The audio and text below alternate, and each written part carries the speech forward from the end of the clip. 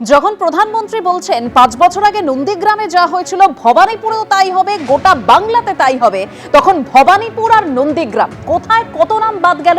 তথ্য যা সামনে আসছে যে ভবানীপুরে ৫১,০০৫ জনের নাম বাদ পড়েছে। ভবানীপুরে খসড়া তালিকাতেই ৪৪,৭৭০ জনের নাম বাদ পড়েছিল। চূড়ান্ত তালিকায় ২,৩৪২ জনের নাম বাদ, আর বিচারাধীনের তালিকায় বাদ আরো ৩,৮৯৩ জন। এবার নন্দীগ্রামের পরিসংখ্যান রাখবো, যেখানে ১৪,৪৬২ জনের নাম বাদ গেছে। খসড়া তালিকাতে নন্দীগ্রামে বাদ গেছিল ১০,৬০৪ জনের। চূড়ান্ত তালিকায় ৩৯৭ জনের নাম ডিলিট হয়ে গেছে, আর বিচারাধীনের তালিকায় বাদ আরো ৩,৪৬১ জনের। আর এরই মধ্যে আজ সন্ধেবেলায় ভবানীপুরে প্রচার সারেন শুভেন্দু অধিকারী।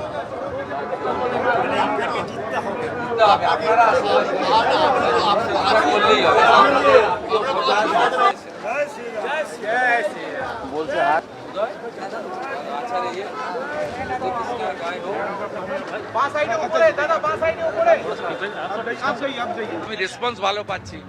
আমি ১,০০০ জনের সঙ্গে মিট করলে ২ জন আমাকে না তো বলছে না, প্রশ্নের মাধ্যমে বুঝতে পারছি, কিন্তু ৯৯৮ জন বলছেন যে বেঙ্গল নিড চেঞ্জ, ১৫ বছর এনাফ। কারণ ওরা তো বিজেপির দেখেনি, বাঙালি তৈরি করা পার্টি, ডক্টর শ্যামাপ্রসাদ মুখার্জি, আর মোদিজির উপর সকলের কনফিডেন্স রয়েছে। এমনকি প্রচুর বামপন্থী সমর্থক তারাও আমাকে বলছে আপনাকে দেখবো, টেস্ট করবো। বলে আমরা তো এমএলএকে দেখতে পাই না, আপনি কি করেন সেটা দেখব। আমি ভোট চুরি করতে দেব না। আপনারা আমাকে নন্দীগ্রামে দেখেছেন, লালগড়ে দেখেছেন, বিধানসভার ভিতরে দেখেছেন। অপোজিশন লিডার কাকে বলে কিছুটা হলেও করার চেষ্টা করেছি। গণতন্ত্রে অপোজিশন খুবই প্রয়োজনীয়। আমি ভোট চুরি করতে দেবো না, বাকিটা ভবানীপুরের গণদেবতা। দেখুন, এখন সব থেকে বড় প্রশ্ন হচ্ছে ভবানীপুরে এই যে নাম বাদ পড়েছে সেটা ভোটে কতটা প্রভাব ফেলবে। ঠিক সেরকম ভাবে নন্দীগ্রামে যে ১৪,৪৬২ জনের নাম বাদ পড়েছে সেইটা বিধানসভা নির্বাচনে এই কেন্দ্রে কতটা প্রভাব ফেলবে তা নিয়ে রীতিমতন চর্চা শুরু হয়ে গিয়েছে। কুণাল ঘোষ কি বলছেন একবার দেখুন। নন্দীগ্রামে লোডশেডিং করিয়ে ফল বদলে দিয়েছিলেন জাতীয় নির্বাচন, কেন্দ্রীয় নির্বাচন কমিশনকে দিয়ে। ফলে সেদিনকেও কিন্তু আপনাদের বক্তব্য ছিল কি, ওই কথাটা বলছেন কেন? বলুন, ২১ সালে এসে বলেছিলাম আব কি বার ২০০ পার, ৭৭-এ আটকে গেছিলেন, এখন ৬০-এ নেমে গেছে। ২০২৬-এর ভোটের পর আপনারা শুধু ২৬-এ নামবেন, 26। অমিত শাহর পর আজ নরেন্দ্র মোদীর মুখেও শোনা গেল সেই ভবানীপুরের কথা।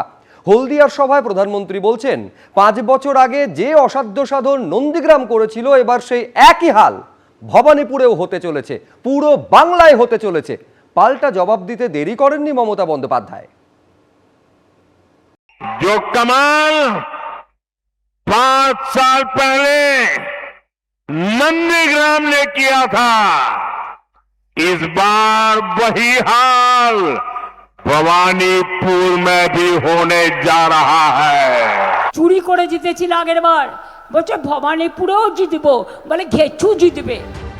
অমিত শাহর পর নরেন্দ্র মোদী কয়েকদিনের অন্তরে ফের ভবানীপুর থেকে মমতা বন্দ্যোপাধ্যায়কে হারানোর ডাক বিজেপি শীর্ষ নেতৃত্বের গলায়। ये परिवर्तन की आंधी है, ये टीएमसी की निर्मम सरकार के जाने का ऐलान है। मेदिनीपुर ने, नंदीग्राम ने 5 साल पहले बदलाव की राह दिखाई थी। अब पूरा पश्चिम बंगाल उसी परिवर्तन के रास्ते पर चल पड़ा है। जो कमाल 5 साल पहले नंदीग्राम ने किया था, इस बार वही हाल भवानीपुर में भी होने जा रहा है, पूरे बंगाल में होने जा रहा है। চুরি করে জিতেছিল আগের বার, বলছে ভবানীপুরেও জিতবো, বলে ঘেচু জিতবে। তোমাদের দেওয়ার জন্য মানুষ তৈরি আছে। ভাবছো বহিরাগতদের ভোটে জিতবে? বাইরে থেকে লোক এনে জিতবে? টাকা খরচ করে জিতবে। রাজ্যে ভোট প্রচারে এসে অনুপ্রবেশ ইস্যুতে ফের সরব হলেন নরেন্দ্র মোদী। टीएमसी का सिंडिकेट घुसपैठियों को फर्जी सरकारी डॉक्यूमेंट दिलवा रहा है। घुसपैठियों के जो आका है उनको जेल में भरा जाएगा। বর্ডার কার হাতে? বিজেপির হাতে। সিআরপিএফ কার হাতে? গভর্নমেন্ট অফ ইন্ডিয়ার হাতে। বিজেপি মানে আমি বিজেপি সরকারের কথা বলছি। সব লড়াইয়ের উত্তর মিলবে চৌঠা মে। বিটন চক্রবর্তী, শিবাশিস মৌলিক, আশাবুল হোসেন, এবিপি আনন্দ। বিজেপির প্রচারে শমশেরগঞ্জে হিংসায় নিহতদের পরিবার। বিজেপির প্রচারে হরগোবিন্দ দাসের স্ত্রী ও পুত্রবধূ। বিজেপি প্রার্থী ষষ্ঠীচরণ দাসের প্রচার মঞ্চে হরগোবিন্দ দাসের পরিবার। নির্বাচনের আঁচ হরগোবিন্দের বাড়িতেও এসে পৌঁছেছে। পারুল দাস 1 বছর আগের সেই স্মৃতি এখনো ভুলতে পারেননি, কিন্তু পারুল দাস রাজনীতির ময়দানে বলা যায় তাকে টেনে নিয়ে যাওয়া হয়েছিল। গতকালই পারুল দাস শামশেরগঞ্জের বিজেপি প্রার্থীর সমর্থনে তার বৌমাকে নিয়ে থানার পাশের মঞ্চে গেছিলেন। পারুল দেবী, গতকাল আপনি তো গেছিলেন বিজেপি প্রার্থীর হয়ে প্রচারে, কি বললেন মানুষের কাছে? আমি কিছু বলিনি, হ্যাঁ, ওরাই বললে সব, আমি শুনলাম, আমি কিছু বলিনি। আপনার বৌমাও গেছিল? হ্যাঁ, পিঙ্কিও গেছিল। পিঙ্কিও গেছিল। আপনাদের কারা নিয়ে গেল? ওই বিজেপির দলে লিয়া গেল সব, মনোজ, এখানকার মনোজ, আর এইসব টুকটুকিতে করে। এই 1 বছর হয়ে গেল, এখনো কি আপনাদের ভয় লাগে? ভয় তো লাগে। আচ্ছা, কি ওরা চলে গেলে আমাদের কি হবে? স্বামী নেই, ছেলে নেই, কেউ নেই, বাড়ি অন্ধকার। ছেলেরাকে মায়ও বনবাস দিলেছে, বাপ থাকলে তো যেত না, দেশি পড়তো গায়ের স্কুলে। প্রধানমন্ত্রী আসছেন জঙ্গিপুরে শনিবার দিনকে, আপনি কি সেই সভায় যাবেন? লিয়ে গেলে যাব। কি বলতে চান প্রধানমন্ত্রীকে? কি বলবো, আমাদের তো এখানে বিএসএ ক্যাম্প চাইছি আমরা, আর কি চাইবো? বাংলা মৎস্য পালনে আত্মনির্ভর নয়, এখনো বাইরের রাজ্য থেকে মাছ আনাতে হয় বাংলাকে। আক্রমণ প্রধানমন্ত্রীর।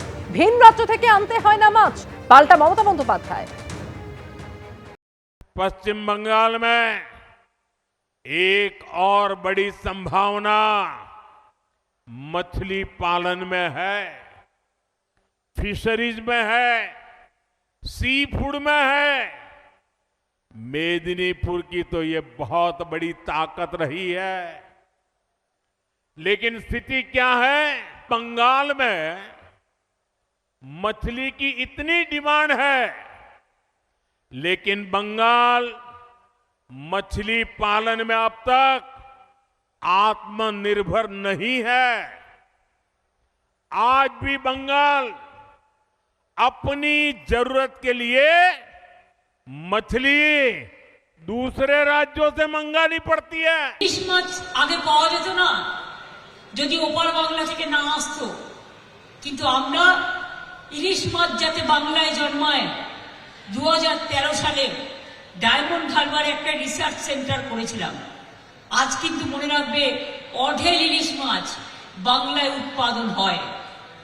আগে বাংলায় সব ডিমটাই আসতো হায়দ্রাবাদ থেকে, এখন বাংলায় 90% ডিম আমরা নিজেরা তৈরি করি। এমনকি চুনো মাছ, পুঁটি মাছ, সেগুলো সংরক্ষণের জন্য আমরা চুনো, পুঁটি এদের জন্য সংরক্ষণের ব্যবস্থা করেছি। আমরা চাই মাছগুলো বড় হোক, যাতে আমাদের হায়দ্রাবাদ থেকে মাছ কিনে খেতে না হয়। এবিপি আনন্দ, এগিয়ে থাকে, এগিয়ে রাখে।